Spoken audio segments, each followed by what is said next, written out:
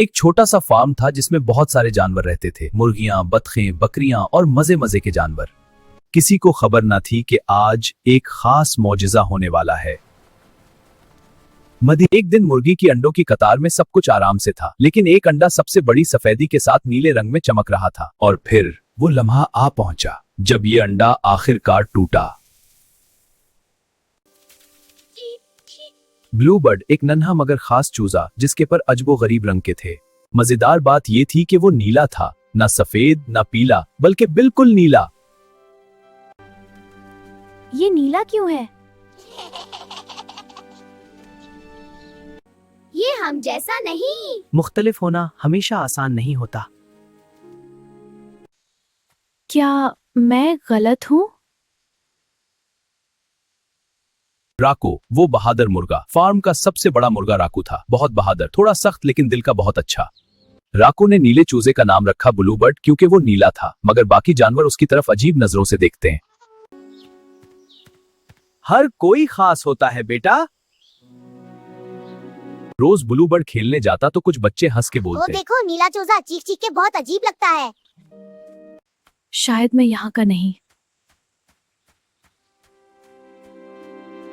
वो आहिस्ता फार्म से दूर जंगल की तरफ चल पड़ा। शायद उसे सुकून की तलाश थी या शायद अपने वजूद का जवाब कर। तभी एक अजीब रोशनी नमूदार हुई, जैसे कोई रंगीन रोशनी वहां छुपी हो। वो ध्यान से आया और देखा अजीब सी एक फूल जैसे चीज सूरज की रोशनी में चमक रही है।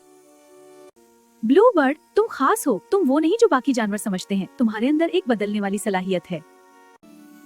क्या मैं भी किसी काम का हूँ?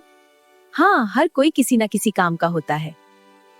तुम बड़ों के अंदाज से मुख्तलिफ हो, मगर तुम्हारे अंदर सबकी मदद करने की ताकत है। सच में? हाँ, बिल्कुल सच। इसी दौरान जंगल के अंदर एक बड़ा सा साए वाला जानवर आया। वो खरगोशों और चूजों को डरा रहा था। सारे जानवर भागने लगे। ये जंगल मेरा है। और खतरा सामने आ गया।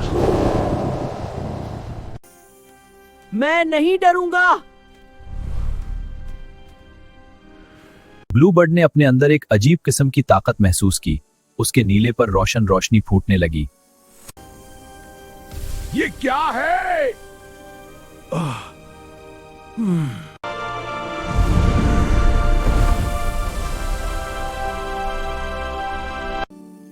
मैंने कहा था तुम खास हो।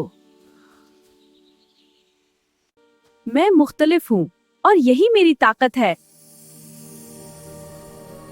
जानवर हैरत में रह गए। जिस चूजे को कल तक हंसकर ठकराया जाता था, वो आज सबका हीरो बन चुका था। ये तो चमक रहा है। ये मेरा बेटा है।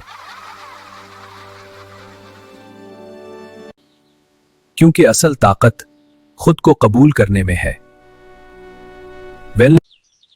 और यूं फार्म दोबारा खुशियों से भर गया।